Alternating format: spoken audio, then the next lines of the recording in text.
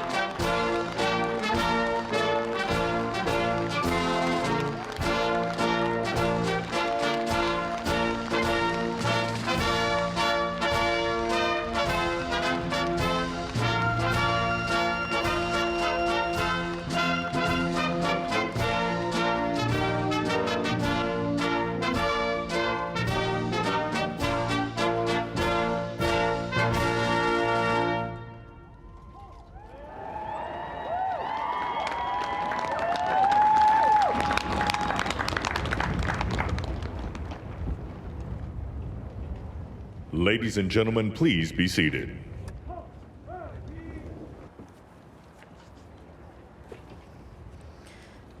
My fellow Americans, a moment we have all been waiting for. It is now my great privilege and high honor to be the first person to officially introduce the 46th President of the United States, Joseph R. Biden, Jr.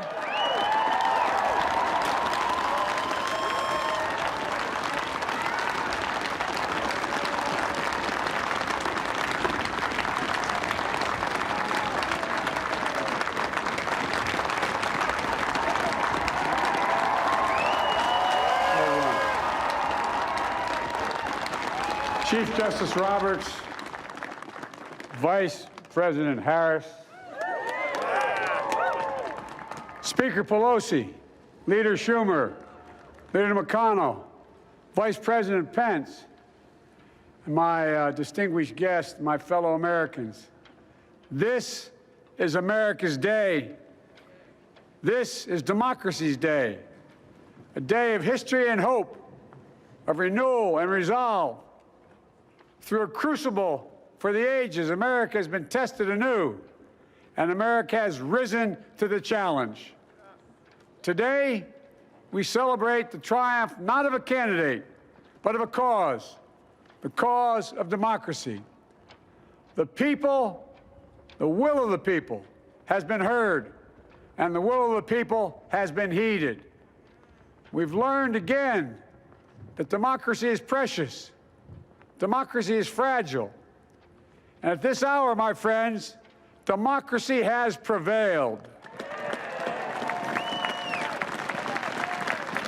So now, on this hallowed ground where just a few days ago, violence sought to shake the Capitol's very foundation, we come together as one nation, under God, indivisible, to carry out the peaceful transfer of power as we have for more than 2 centuries. As we look ahead in our uniquely American way, restless, bold, optimistic, and set our sights on the nation we know we can be and we must be. I thank my predecessors of both parties for their presence here today. I thank them from the bottom of my heart. And I know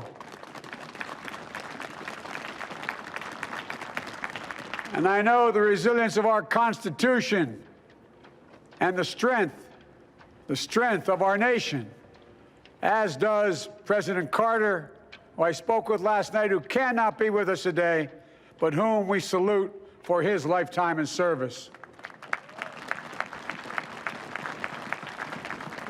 I've just taken the sacred oath each of those patriots have taken the oath first sworn by George Washington.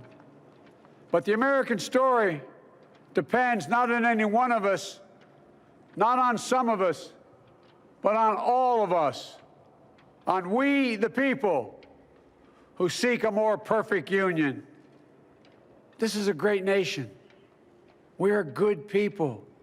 And over the centuries, through storm and strife, in peace and in war, we've come so far, but we still have far to go. We'll press forward with speed and urgency, for we have much to do in this winter of peril and significant possibilities. Much to repair, much to restore, much to heal, much to build, and much to gain. Few people in our nation's history have been more challenged or found a time more challenging or difficult than the time we're in now. Once-in-a-century virus that silently stalks the country has taken as many lives in 1 year as America lost in all of World War II. Millions of jobs have been lost. Hundreds of thousands of businesses closed. A cry for racial justice, some 400 years in the making, moves us. The dream of justice for all will be deferred no longer. A cry for survival comes from the planet itself, a cry that can't be any more desperate or any more clear. And now, a rise of political extremism, white supremacy, domestic terrorism, that we must confront and we will defeat. To overcome these challenges, to restore the soul and secure the future of America, requires so much more than words. It requires the most elusive of all things in a democracy: unity. Unity. In another January, on New Year's Day in 1863, Abraham Lincoln signed the Emancipation Proclamation. When he put pen to paper, the president said, and I quote, "If my name ever goes down into history, it'll be for this act, and my whole soul is in it." My whole soul is in it. Today, on this January day, my whole soul is in this, bringing America together, uniting our people, uniting our nation. And I ask every American to join me in this cause.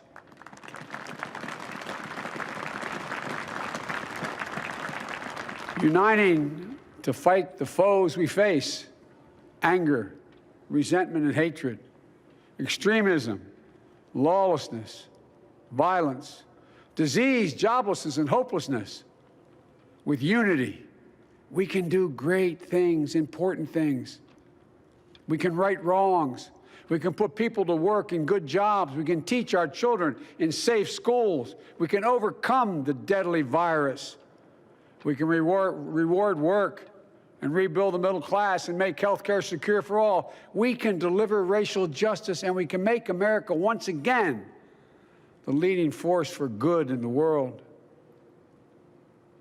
I know speaking of unity can sound to some like a foolish fantasy these days.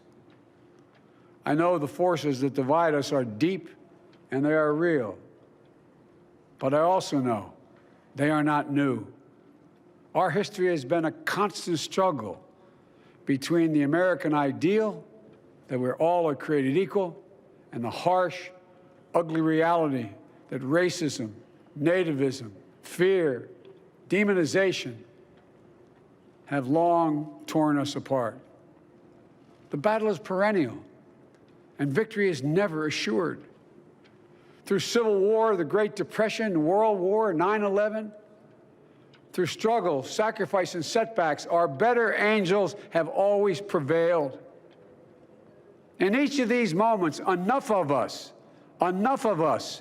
have come together to carry all of us forward. And we can do that now. History, faith, and reason show the way of unity. We can see each other not as adversaries, but as neighbors. We can treat each other with dignity and respect. We can join forces, stop the shouting, and lower the temperature.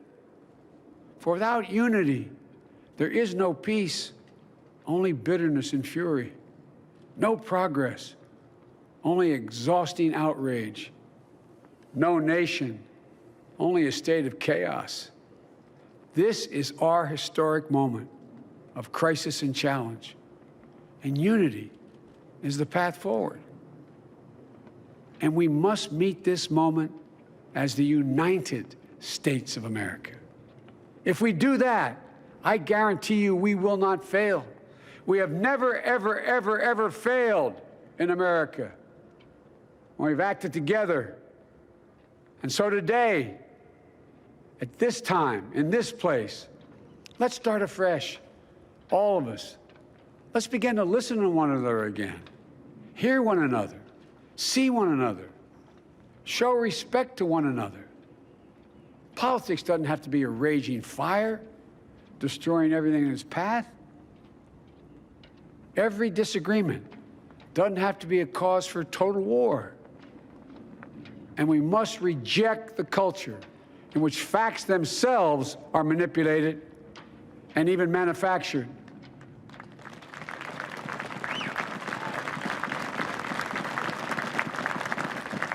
My fellow Americans, we have to be different than this. America has to be better than this. And I believe America is so much better than this. Just look around. Here we stand in the shadow of the Capitol Dome, as was mentioned earlier, completed amid the Civil War, when the Union itself was literally hanging in the balance. Yet we endured. We prevailed. Here we stand, looking out on the great mall where Dr. King spoke of his dream. Here we stand where 108 years ago, at another inaugural, thousands of protesters tried to block brave women marching for the right to vote. And today, we mark the swearing in of the first woman in American history elected to national office, Vice President Kamala Harris. Don't tell me things can't change. Here we stand across the Potomac from Arlington Cemetery, where heroes who gave the last full measure of devotion rest in eternal peace. And here we stand, just days after a riotous mob thought they could use violence to silence the will of the people, to stop the work of our democracy, to drive us from this sacred ground. It did not happen. It will never happen. Not today, not tomorrow, not ever. Not ever.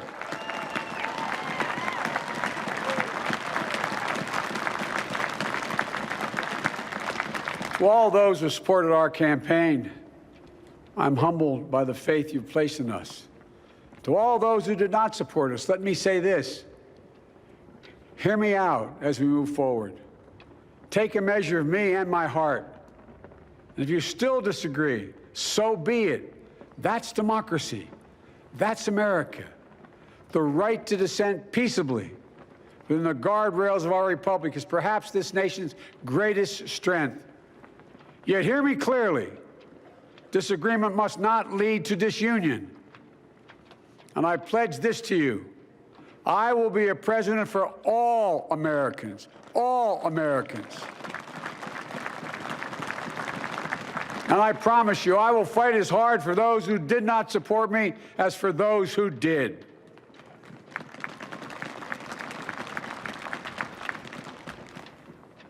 Many centuries ago, St. Augustine, a saint of my church, wrote that a people was a multitude defined by the common objects of their love. Defined by the common objects of their love. What are the common objects we as Americans love that define us as Americans? I think we know. Opportunity, security, liberty, dignity, respect, honor, and yes, the truth. Recent weeks and months have taught us a painful lesson. There is truth and there are lies. Lies told for power and for profit. And each of us has a duty and a responsibility as citizens, as Americans, and especially as leaders. Leaders who have pledged to honor our Constitution and protect our nation, to defend the truth and defeat the lies. Look, I understand that many of my fellow Americans view the future with fear and trepidation. I understand they worry about their jobs. I understand, like my dad, they lay in bed at night, staring at the ceiling, wondering, can I keep my health care? Can I pay my mortgage? Thinking about their families, about what comes next. I promise you, I get it. But the answer is not to turn inward, to retreat into competing factions, distrusting those who don't look like you, or worship the way you do, or don't get their news from the same sources you do. We must end this uncivil war that pits red against blue, rural versus urban, conservative versus liberal. We can do this if we open our souls instead of hardening our hearts, if we show a little tolerance and humility, and if we're willing to stand in the other person's shoes, as my mom would say, just for a moment, stand in their shoes. Because here's the thing about life. There's no accounting for what fate will deal you. Some days, when you need a hand. There are other days when we're called to lend a hand. That's how it has to be. That's what we do for one another. And if we are this way, our country will be stronger, more prosperous, more ready for the future. And we can still disagree. My fellow Americans, in the work ahead of us, we're going to need each other. We need all our strength to persevere through this dark winter. We're entering what may be the toughest and deadliest period of the virus. We must set aside politics and finally face this pandemic as one nation. One nation. And I promise you this, as the Bible says, weeping may endure for a night, but joy cometh in the morning. We will get through this together. Together. Look, folks, all my colleagues I serve with in the House and the Senate up here, we all understand the world is watching all of us today.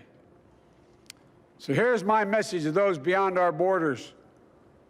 America has been tested, and we've come out stronger for it. We will repair our alliances and engage with the world once again, not to meet yesterday's challenges, but today's and tomorrow's challenges. And we'll lead not merely by the example of our power, but by the power of our example.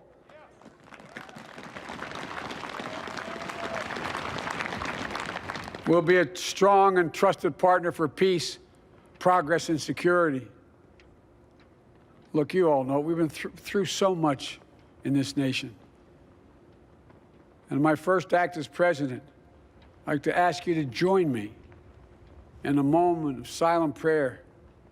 Remember all of those who we lost in this past year to the pandemic.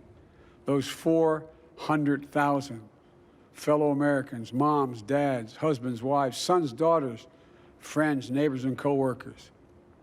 We'll honor them by becoming the people and the nation we know we can and should be. So I ask you, let's say a silent prayer for those who've lost their lives and those left behind, and for our country.